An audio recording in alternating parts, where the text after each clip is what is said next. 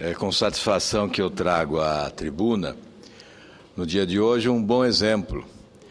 No momento em que as dificuldades são visíveis no país, em que a esperança se esvai para muitos, é preciso trazer exemplos de empreendedorismo, de sucesso, pessoas vitoriosas, que superam todos os obstáculos, todas as dificuldades, para alcançar objetivos quase que inalcançáveis.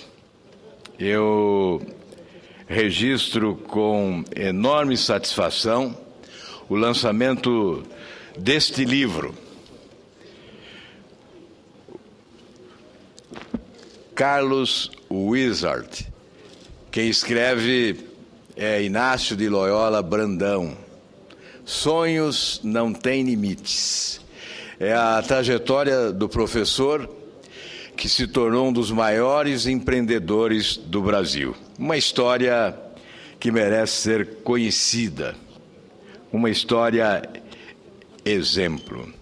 Loyola Brandão, o autor de mais de 39 livros, entre romances, contos, crônicas, peças teatrais e infantis, ganhou 3 prêmios Jabutis. Ele retrata nessa obra o itinerário percorrido pelo paranaense Carlos Wizard Martins, presidente do grupo Multieducação, ensino de idiomas e profissionalizante, que atende mais de 1 milhão de alunos, com 3.000 escolas no Brasil e em 10 países, gerando 50.000 empregos e movimentando 3 bilhões de reais anualmente. Este é o patrimônio. Nesta obra, Loyola Brandão retrata a vida fascinante, a forma de agir e trabalhar, o pensamento, as crenças, os conselhos do educador e empreendedor, que ele descreve como determinado e profundamente focado e que atravessa o mundo promovendo a educação. Prossegue o autor ao descrever Carlos Wizard. Bilionário hoje, nasceu filho de caminhoneiro e de uma costureira e aos 12 anos percorreu o Paraná trabalhando com o pai. Filho de um caminhoneiro se transforma em um bilionário. A trajetória desse professor, que se tornou um dos maiores empreendedores do Brasil, é a tradução literal de que sonhos não têm limites. Eu agradeço ao Carlos Wizard pelo envio desta obra e pelas palavras generosas com as quais procura nos estimular. Há um poeta irlandês, William Butler, que cunhou uma frase que não pode deixar de ser associada aos sucessos e aos momentos de dor desse homem que venceu as adversidades para alcançar o êxito. Nos sonhos começam as responsabilidades. Esta é a homenagem que presto ao escritor Inácio de Loyola Brandão, vitorioso escritor, e ao Carlos Wizard, um paranaense que se tornou exemplo de empreendedorismo e de competência. E eu quero aproveitar, senhor presidente, o que resta do meu tempo para fazer uma abordagem técnica da questão discutida há pouco pelo senador Magno Malta, da maioridade penal. Esta abordagem técnica é a justificativa da proposta de emenda constitucional número 21, que apresentei exatamente para contribuir com esse debate. A atual idade de 18 anos, como parâmetro para inimputabilidade, é uma presunção absoluta da lei de que as pessoas abaixo dessa faixa etária têm desenvolvimento mental incompleto. É um critério biológico, por não haver incorporado inteiramente as regras de convivência da sociedade.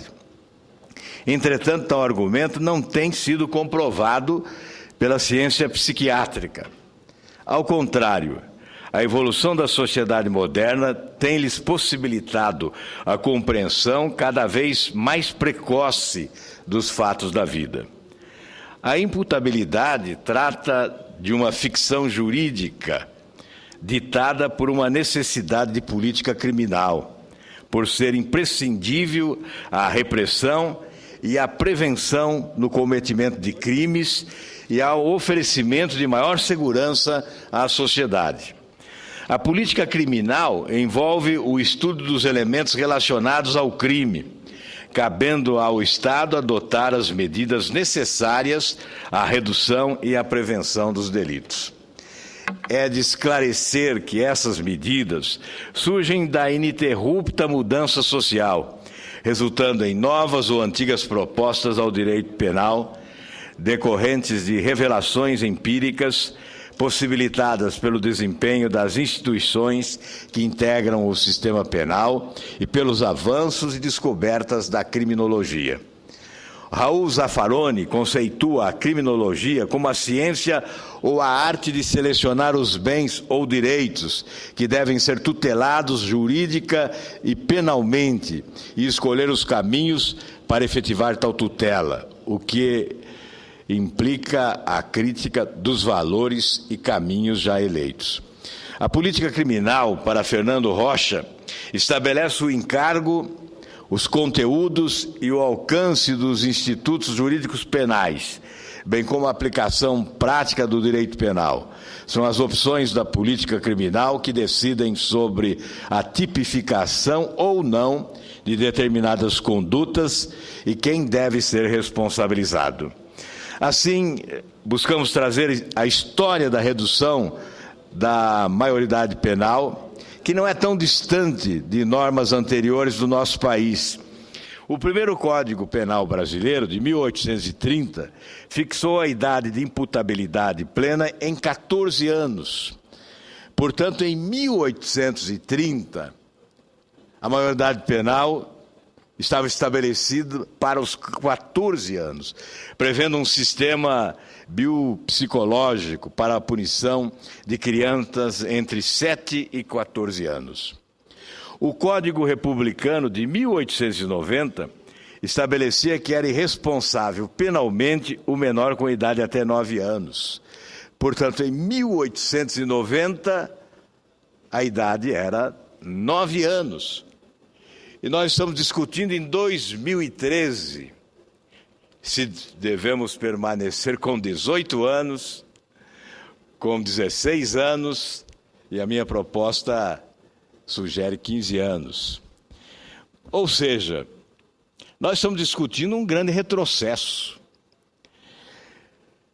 Nós verificamos que com o advento do Código Penal de 1940 é que fixou-se o limite aos menores de 18 anos, tendo sido adotado o critério puramente biológico, em que se presume absoluta falta de discernimento do indivíduo menor de 18 anos.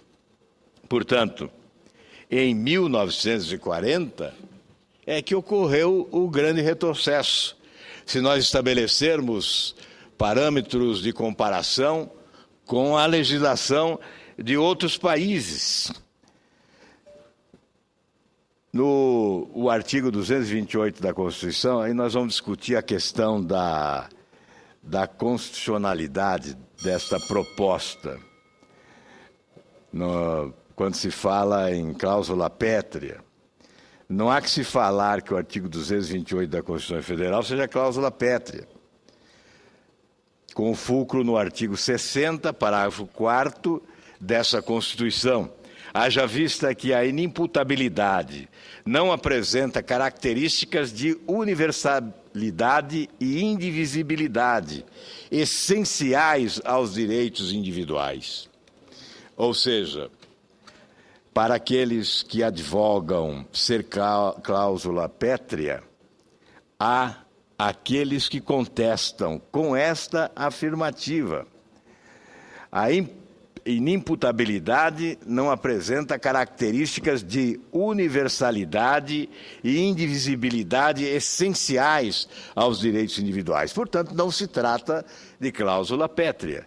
E é possível, portanto, a alteração da Constituição, atendendo esse clamor popular, 93% dos brasileiros apelando para que ocorra alteração na legislação, alteração na Constituição para a redução da maioridade penal.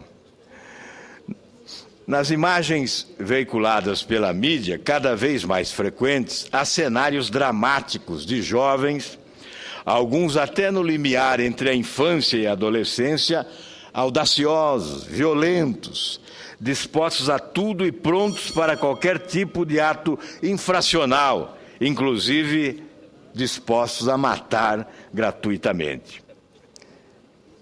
Senhor presidente, eu vou concluir dizendo que essa proposta vem se juntar às atuais normas brasileiras que permitem ao jovem de 16 anos de votar, de 14 anos trabalhar, ainda que na condição de aprendiz.